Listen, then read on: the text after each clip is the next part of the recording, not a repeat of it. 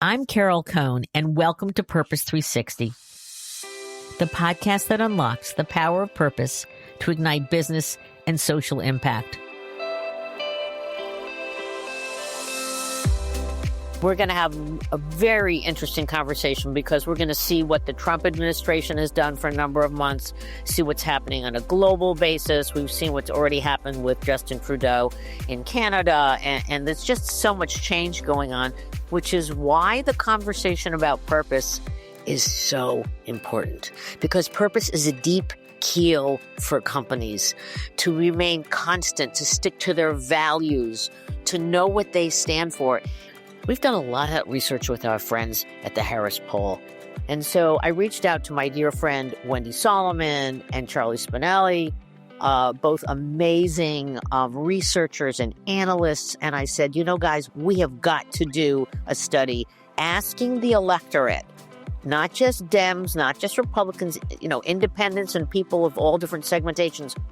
Is purpose still important? Should companies get involved in social issues? And I have to say to our listeners, I was really nervous. I thought perhaps that purpose, the time was over, that my 40-year career, it was ready to pack it up and go home. Well, I'll give you a sneak peek before I welcome our guests. It is not about packing it up and going home. It is about being even more strategic, and we were thrilled with the results that we heard back from, and we're going to jump right into those today. And at the end of this, we're going to talk about things that you should consider for the work you're currently doing or new work that you're doing. And so let's get started. So welcome to the show, my dear friend and esteemed colleague, Wendy Salomon. She's Managing Director, Reputation and Corporate Strategy at the Harris Poll, and Charlie Spinale, Director, the Harris Poll. Thank you so much. It's really great to be back. And I'd like to say, I want to give Charlie a very special nod because he was the director of this research. Wendy helped us out with putting the questions together and the analysis, but Charlie was doing the day-to-day and the analysis. And he also came up with a really interesting twist at the end where we lumped certain issues together to analyze who was supporting them. And that was a very interesting add. Thank you, Carol. Very excited to be here today. You do an amazing job. So why don't you just a little bit for our listeners, just a bit about your background. So Wendy, a bit about your background, and then Charlie. I lead the corporate strategy and reputation part of the Harris Poll. So this has me in contact with a cross-sector set of clients. I mean, I think that's really important, particularly when you think about purpose and expectations. And it's a little bit different, but it's also a little bit the same, right, regardless of where you are. And so I spent just a lot of years thinking about the expectations that various stakeholders have of company, right, through a social lens or reputational lens. And so this has been a really exciting time and also a long career, Carol, where you do sort of wonder what are the expectations. They are changing quickly, but I think that this piece of research is one that helps us understand how to navigate 2025 and what actually will be different. So I'm looking forward to it. And Charlie, a little bit about your background. So I work across sectors with Fortune 500 brands, really deep in qualitative research. My main focus is on brand strategy, reputation management, and thought leadership. I'm very deep in all the great consumer research we do here at the Harris Poll. So as you can imagine, I'm very excited to be here today. And we're going to talk about our specific piece of research, and then we'll also talk about some tangential things that are happening at the Harris Poll, but also things that I'm seeing in society. Purpose is here to stay. And purpose, and again, our definition is an organization's reason for being beyond making profits that's based in humanity. And it helps business growth and societal impact. And companies, especially in these turbulent times, have got to know where they're going, and they need to inspire and provide clarity for their employees. Let's talk about the methodology, about how we did this. So there's so much talk about inflation and immigration. Let's just first recognize the importance of those two issues. Every month through our partnership with Harvard University, we poll voters on the most pressing issues today. Inflation and immigration consistently trend on the top. So for this study in particular, we wanted to sort of look beyond those two issues. So we built a list of 23 distinct social issues, and they applied to both sides of the aisle. And we surveyed a nationally representative sample of Americans. Of course, we controlled for demographic variables like age, gender, income, education, political affiliation. And we asked Americans really, what issues, if we look beyond inflation and immigration, are most important to them? And, sort of unpacked further, like what role do companies have to play on those issues? And we'll obviously go into detail on those issues, but I think what emerged was pretty reassuring that there are issues companies can address that are, extremely relevant to both sides of the aisle. And just to let you about our methodology, and I want to give a hat tip to my colleague Christiane Miranda, because we looked at Project 2025. We looked at Joe Rogan podcasts with the incoming president, with Elon Musk, with JD Vance, as well as your more traditional social issues, as well as some of the more progressive social issues. So in the 23, it was a very interesting mixture. It wasn't the, education, hunger, and health. It was a lot more. And that's why we were very excited about seeing where was their consensus and where was their divergence. So Charlie and Wendy, what was the first major finding that we got that surprised us? So the notion that from both sides of the aisle, regardless of how I personally associate, conservative, liberal, Democrat, Republican, independent, there's a role for companies to play in the new administration when it comes to social issues, right? That was not a given. We asked, do companies have a role to play on national issues, on local issues, on the issues of impacting rural communities and cities? Universally across the board, there is agreement. And let me just say that word again. Agreement, right? Like that's not always the case, that companies do have a role to play. And even when we think, compared to before looking ahead to the next administration, what kind of role should companies play on social issues? If you think about the data from those who identify as Democratic, those traditionally marginalized communities, people of color, Gen Z, those living in cities, they even are more likely to say that they have a larger role in the past. It's not just they have a role and it's the same, but actually it's bigger before. And we know that there's a third rail. CEOs, our data shows us from some other research that speaking out and sort of engaging is a little riskier than it was a year ago. Americans recognize that. But it's very clear that there's a call for engagement, but there's also a very clear, but you may not be able to do it exactly the way you did it before. Yeah, exactly. It's gonna change. 46% of our respondents said that companies should play a larger role in social issues than before this election. And Charlie, can you give us a little more detail on breaking it down by some of the segmentation? It's really interesting. When we ask Americans how companies' role in addressing social issues should change under the incoming Trump administration, there's really three core buckets of American. And I think that demonstrates sort of a divided public. You have 30%, about a third, who say smaller role or stop altogether. You have 23% who are saying, stay the same. And then nearly half, that 46%, who say larger role. I think what's really interesting here, though, we did some an additional analyses on these, regardless of what bucket Americans fall into there, a majority of Americans in each of those buckets say that they want companies to focus on issues that are relevant to their business operations, products, and services. So I think that aspect of it is really interesting. There's some division there in terms of, a third still do believe that companies can speak out beyond those issues that are just relevant to their business operations. But if you look at those three buckets, that focus on areas that are core to your business are just so important. And it was interesting that 74% of Republicans said companies should only support issues relevant to their business operations. And I feel that is a core recommendation to our listeners, which is stay involved in social issues, but what can you do that makes sense for your company or your brand, that it's logical, that you're not reaching for something because it's the cause of the day or it's a shiny red object. And there's a lot, for example, in healthcare. It's interesting. We have a lot of clients in healthcare now And they have a very specific niche and they want to go deeper and either provide products or services or innovation in a social issue that's related to their business. So I thought that was very interesting versus the Democrats, to your point, Charlie, 57% Democrats.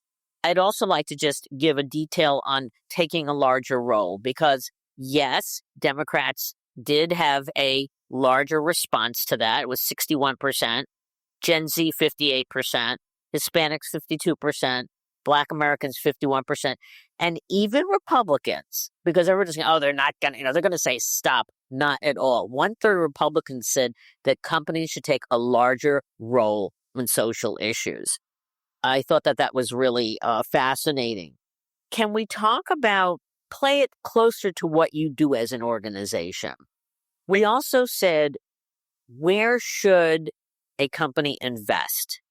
And there was one thing that came to the top that was very clear. I got to throw it over to you, Charlie. So 83% said, what should companies do first in terms of which social issues to support? Yes. So 83% want companies to prioritize workforce concerns.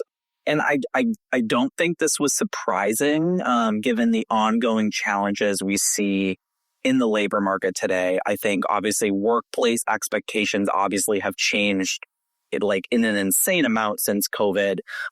Just this week, we're seeing very large companies with new return to office policies that people may not be very happy with. We're seeing rising focus on mental health, work-life balance.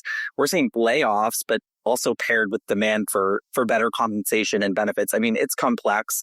And I think also we're in this moment where work and personal values, I think, are deeply intertwined. So, employees aren't just clocking in and out, they're bringing their whole selves to work and their points of view, and they want to see their employers stand with them on certain issues. And I think I view that 83% who want companies to focus on workplace concerns as a call to action and an opportunity for businesses to lead in a way that feels human, that, connects with their people. It's also an external challenge, right? So we think about this as how do we relate to our employees and how do we do these things? But let's keep in mind that the American public, when they look at a company and they says, are you a just company? We know this from our work at Just Capital. The main trigger and cue that tells Americans that a company is just is how they treat employees within their own walls. That's not going back in a bottle, right? And how you treat your workforce, are you helping them as they age? We saw is a big year for unions, right? So we saw all of the conversations about, are we keeping them safe? Are they able to have balance? Are we keeping them secure as they age, right? So I think that this is a massive trend that we see across a ton of data.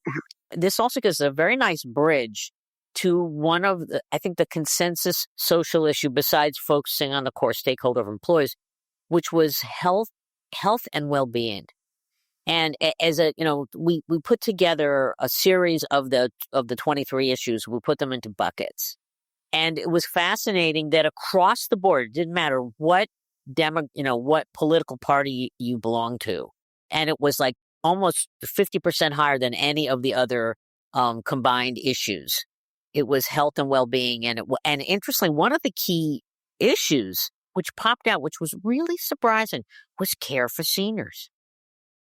But the one that was even more important than that was mental health. Across the board, with no matter what political affiliation, mental health.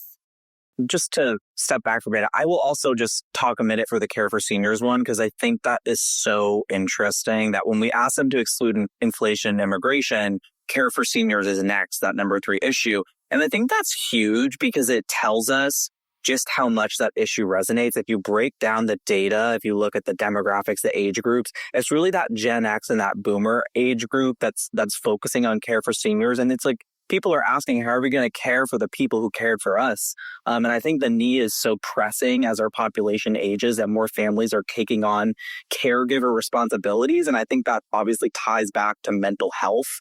Can we afford quality for our parents or grandparents? Will there be enough systems in place as demand is going up?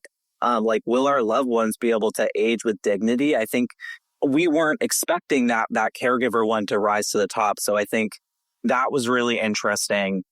many people feel like they're on their own when it comes to managing their health. And of course, it's not just physical health. We talk about it all the time. We do a ton of research on mental health. I worked closely with CVS Health on a lot of mental health research, particularly for Suicide Prevention Month last year. And particularly when you look among younger generations, we know that social media is not helping. So with mental health, I think, for companies and how they're dealing with that from like a workforce perspective, I think it's not just about, throwing in like a free meditation app. I think it's rethinking policies. I think it's, how are we actually going to address mental health? I think of Salesforce, for example. I believe like they're offering like employees mental health sabbaticals. There's things that employers can be doing, flexibility, letting employees go to therapy or take care of their kids. I think there's obviously like the always on culture. I think, like child care support, for example. I think it's Patagonia with the on-site child care for working parents. So there's a lot of great examples of what companies are doing. I think we also want, again, to broaden this lens beyond employees. So we partner with the American Psychological Association. We have more than half of Gen Z feel literally overwhelmed by the levels of stress they're facing. This is a crisis that does not get enough sort of time, and it gets a lot of time, right? So it's not just the system of health, but we are extraordinarily fragile. And I will say to your global listeners, this is a global thing. Globally, 71% say that their country is not equipped to handle all the multiple crises we're facing. It's this stacked crisis that the drumbeat has continued.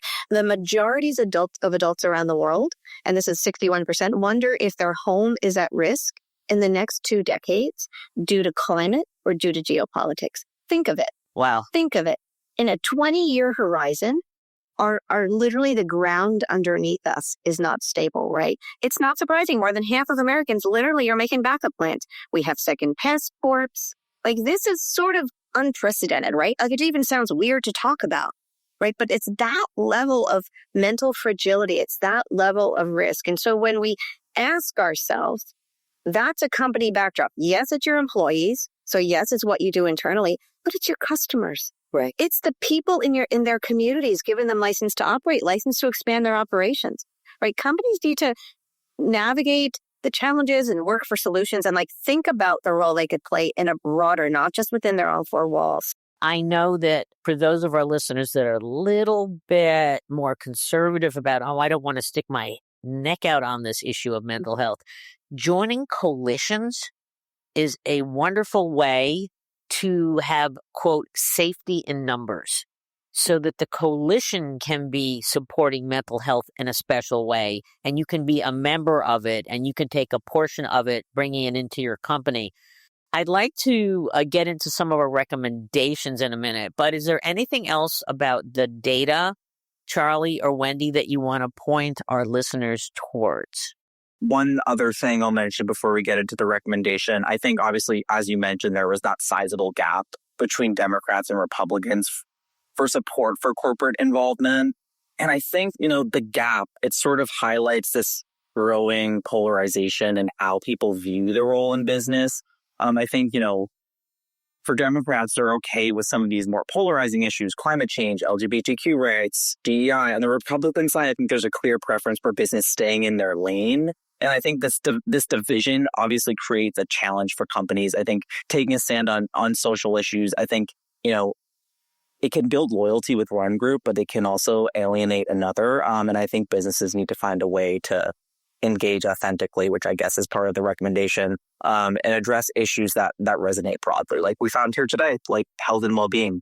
And we see, literally, so Harris Polls in measuring corporate reputation and polarization politically, how companies are seen differently by those who identify as Republicans or Democrats. And it's like a highlights reel of the culture wars, looking at these things, right? So what are the companies that are seen far more favorably by Republicans? Well, it's Fox and it's X and it's Chick-fil-A and it's Hobby Lobby and it's ExxonMobil, right? And what are the other ones? The companies that are seen far more positively by those who are Democratic. It's Target, it's Disney, it's Pfizer, it's even Anheuser-Busch, right? So shared values. Do I think that this company shares my value is a key component driving reputation, driving whether I want to engage and expand my relationship with the company. Now, there's lots of companies, and I don't want to lose sight of this because I think we all need to take a deep breath. There's lots of companies that are not polarized, right? There's lots of industrial companies, automotive companies, a bunch of airlines, these CPG companies, they're not divisive, right? And so I just want to make clear that although the top of the above the fold sort of stories we hear about companies very often make us think that the minefield is real, but there are a lot of companies that are doing good work, treating their employees well, engaging in issues, and not angering anyone in the process. And I want to add that while this research was only done in the U.S., that when we're talking to our global clients, they're taking a longer view.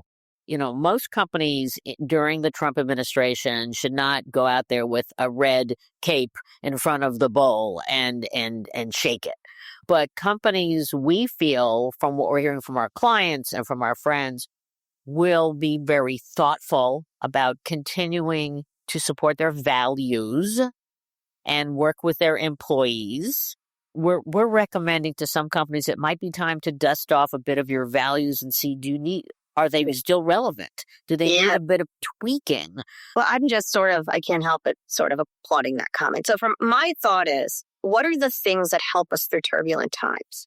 What are the things that unifies our stakeholders? What are the things that when we engage in issues, we can point to because they're on the wall, they're laminated on desks, they're sort of known in HR and talent recruitment. It's our values. That's why we do things. So I feel that things like values or purpose or guiding principles, what companies call them all sorts of different things, is the secret sauce. So yes, dust them off, build them if you don't have them, have employees share their voice in shaping them. Yeah, and I want to say there's a really important time here now. Don't just talk about it. There's a lot of discussion with communicators. Well, are we going to do ads? Are we going to do big splashy events? Our recommendation, which is consistent over the decades, do the work first. Make the impact, then talk about it. I know Wendy and Charlie, you want to jump in on some of these other recommendations. Navigating purpose in 2025 is obviously no easy task. I think, obviously, like we talked about, it's such a divided landscape. And it's not just me saying that. 82% we found last month of people believe companies are getting into more controversy as they try to appease both the left and the right. So I think a lot of companies are asking themselves, what am I supposed to do? And of course, they can't just sit on the sidelines, but they also can't be everything to everyone. So I think, everything you got at about, being thoughtful, authentic, strategic, I think is very important and staying true to your core. If your company values sustainability, lean into that. If it's health and well-being, go all in on that. I think people today can spot a phony a mile away. So your purpose has to align with what you do. And then again, I'll just reiterate, focus on those big universal issues that I think bring people together. So whether that's health, that's community development, sustainability, things that resonate across the board. And then I love your recommendation, Carol, on, employees, let them take the lead, create programs. I think employees' voices want to be heard, can create programs where they can vote on causes or directly participate.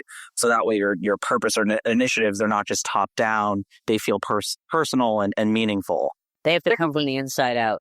I think the other thing, we've all used this word do, right? So this idea of action, this bias towards action, and then you sort of have your proof point.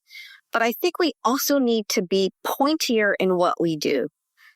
In line with your comment about the red cape, not the time for, I think it's not the time to say I'm going to lower the planet's temperature by X degrees. I think we have to be pointy. We see in the research that we did for you, there is more support and prioritization of clean oceans than preserving the environment. One could argue that they're the same, but the notion that it's pointy, I can imagine it.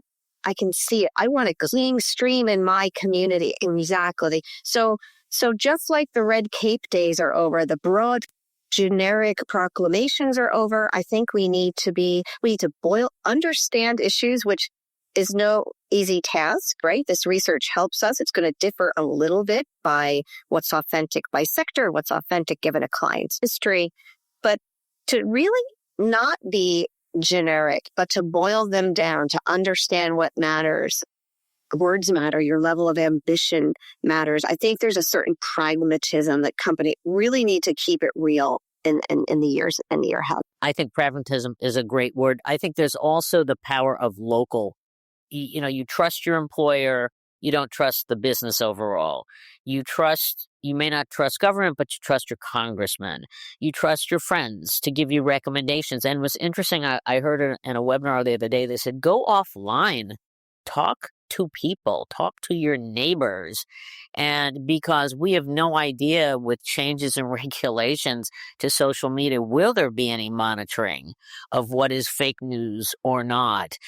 But if you talk to the person over your fence, no matter what party, Right. you certainly, so I think local is going to have a big resurgence. Absolutely. Yeah, I think so too. So this has been a marvelous conversation, and I always like to turn over the mic to my guests for a final comment. So Charlie and then Wendy. One of the key findings was obviously the workplace priority. So I always think about it coming back to people and humans. And I think what we need from leaders and companies, I think, is just evolving so fast. And I think the way, like we talked about, the message is delivered is just so important. Words matter. Earlier this year, I partnered with New Capacity Partners on a research. We surveyed senior P&L executives. And really what stood out was the top qualities of a modern CEO. It's about being strategic and visionary. It's about being adaptive and agile, tech fluid and innovative. We're all talking about AI. But number 5 was also being human. So I think when leaders address social issues, the most effective ones, they bring it back to being human. It's not about what they say. It's about how they connect.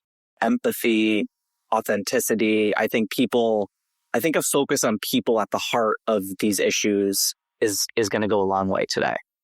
I think that there is a call and a cry and a need for optimism. I think that large companies with large infrastructures can be a source and a fountain for that kind of optimism, dare I say joy. Like, we didn't talk a lot about the climate chasm, but like sort of where Americans are on that issue is it's extraordinarily polarizing, right? If you're at Union Square in New York City, there's a climate doomsday clock. It's ticking minute by minute, is dropping off. We know that 55% of Americans experience climate dread. For Gen Z, that is 72%. 61% of Gen Z say they can't do much to help the environment. Think about that. You got a doomsday clock ticking down the minutes. By the way, we're at 5 years.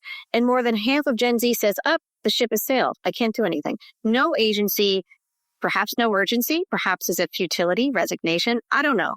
But I feel as I've had this privileged position of looking at public opinion data on this issue over the years, I sense a turning point where we're starting to feel like we're unable to make a difference. And that makes me worried. And when I think about what businesses can do, how can you differentiate? How can we pivot the climate conversation from one of dread, from one of fear, to one of a love affair with our planet, perhaps? And this is...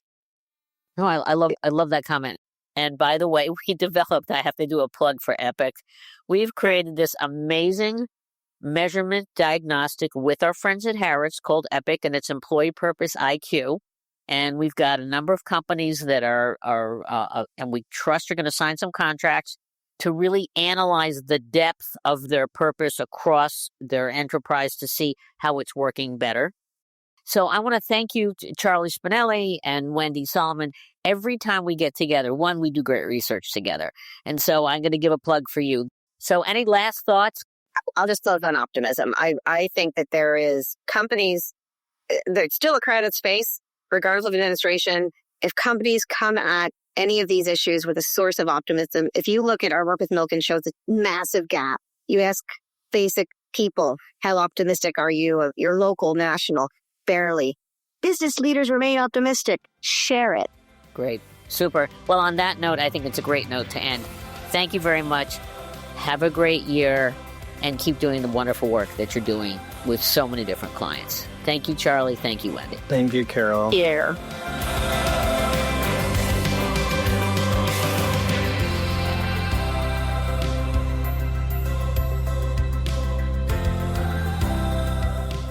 This podcast was brought to you by some amazing people, and I'd love to thank them.